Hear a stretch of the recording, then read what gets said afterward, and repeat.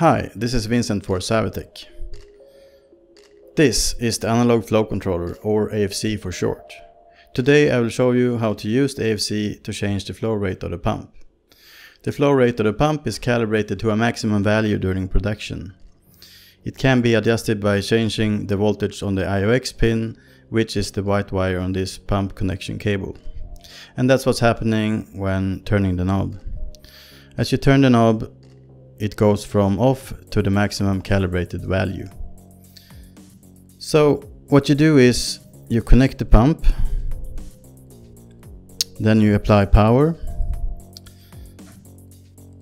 and you turn the knob to get the flow rate you want. As you can see here on the flow meter, the flow rate is changing with the pump frequency. That was all for today. This is Vincent for Xavitech. Have a nice day and talk to you soon.